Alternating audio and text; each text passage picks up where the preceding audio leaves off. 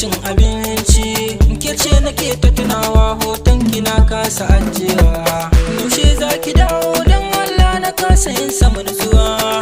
Kin wuce kin bar ni me nayi ne a bar kaunata. Ina ta yin kuka, ina ta yin kuka, ina ta yin kuka dan Allah ki dawo mu sasanta. Ke ce kika ce mini duk rinsi lallai ba za mu rabe ba. Kika ce mini Laila Majnun sai mun yi zarcewa. To ki sani in ba ke rayuwar ba za ta mini daɗi ba. Ke ce dukannin nishaɗi na gashi yanzu kin yi wucewa. A zuciya na kuka, a zuciya na kuka, a zuciya na kuka gashi yanzu akan ki za ta fashewa. Kai na zana bayar kuɗi na fansar, dukannin su ba amfani tun da kin minni nisa. Da ma dai ki juyo da ɗauki ki kawo, ina son ki bakin raina kar ki sa na jigata.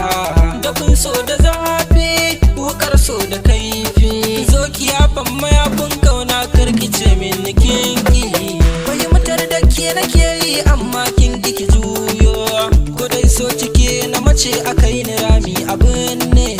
Dubi yacce na koma silar san ki nema, na zan mata mukar maraya akan kaunar ki nema. Zan so ki kara tunawa kin face da ni ba rabuwa. A kin kace duk rinse duk bayani da ke babu rabewa. Soyayya ta zan masilar kauna, san ki ba zan daina ba. Ni tanadi na dan ke nake da kaunar ki zuci ta saba. Kan zuciya nake har yau idanuwa na ta zuba. Farin ciki sai in ga ki soyayya ki taimun kunga. Na zo ki dube ni, daure ki yafe ni. Ina ma ki ce kin yafe mun saki na kara amar dan ba. Da ni da ke mun yi kamar ne an faɗa har cikin dangin mu. Su ma gashi sun lamance ni da ke zo mu sha kauna.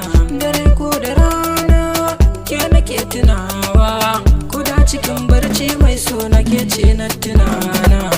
Idan bani dama, ki dan bani dama, mu yi soyayya don Allah ki dawo ki dawo. Ki dawo ki dawo, ki dawo ki dawo, ki dawo ki dawo, ko raina zai samu irin zuwa. A sannadin kaunar ki yanzu sun kace da ni na zauce. Abokai na sun kyare ni sun kace da ni na nace.